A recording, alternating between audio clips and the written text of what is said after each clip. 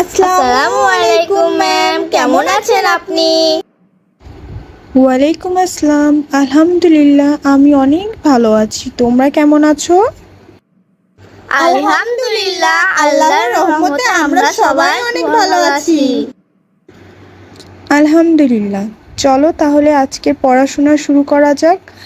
আমি প্রথমে একটা বিষয়ে তোমাদের পড়ে শোনাবো। তোমরা মনোযোগ সহকারে আমার পড়াটা শুনবে। আমার পড়া শেষ হলে আমি সেখান থেকে তোমাদের কিছু প্রশ্ন করব এবং তোমরা উত্তর দিবে। চলো তাহলে আজকের পড়া আমরা শুরু করি। আজ আমাদের বিষয় একটি খরগোশ ও একটি কচ্ছপ। এক জঙ্গলে বাস করত একটি খরগোশ ও একটি কচ্ছপ। কচ্ছপটি ছিল খুবই ধীরগতি আর খরগোশটি পুরোটাই তার বিপরীত।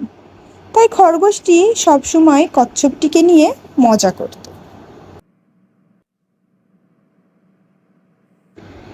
একদিন খরগোশটি কচ্ছপটিকে একটি দৌড় প্রতিযোগিতার আমন্ত্রণ জানালো। কচ্ছপটিও রাজি হয়ে গেল। বনের অন্যান্য পশু পাখি এই দৌড় প্রতিযোগিতা দেখতে এলো। প্রতিযোগিতা শুরু হলো।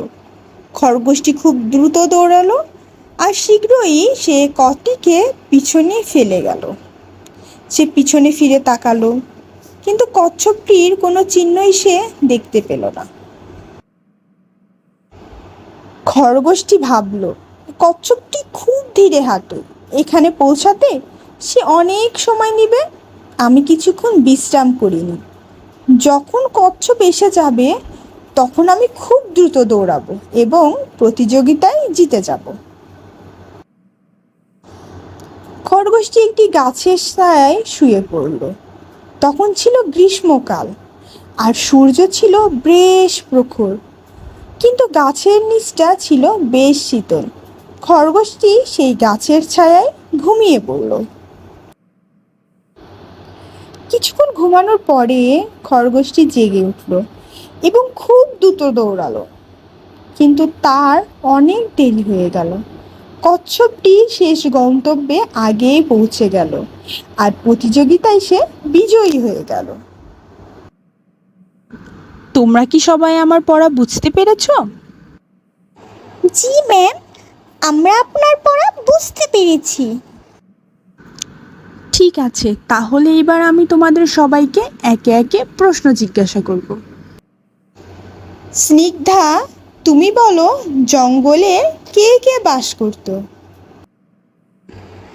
জঙ্গলে একটি খরগোশ ও একটি কচ্ছপ বাস করত।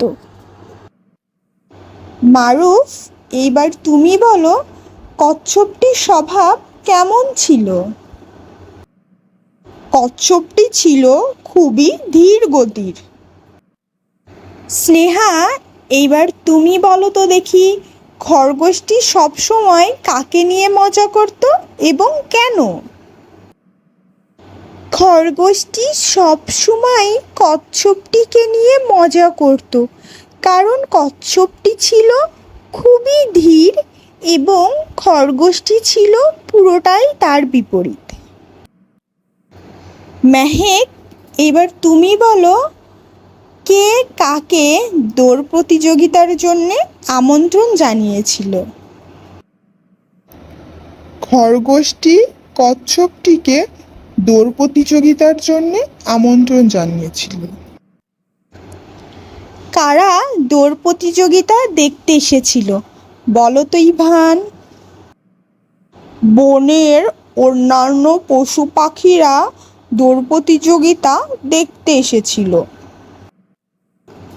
রুহানি, এবার তুমি বলো, খরগোশটি কেন বিশ্রাম নিচ্ছিল?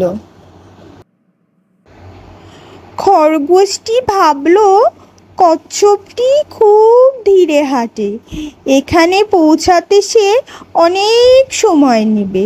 সেই জন্যে খরগোশটি কিছুক্ষণ বিশ্রাম নিচ্ছিল।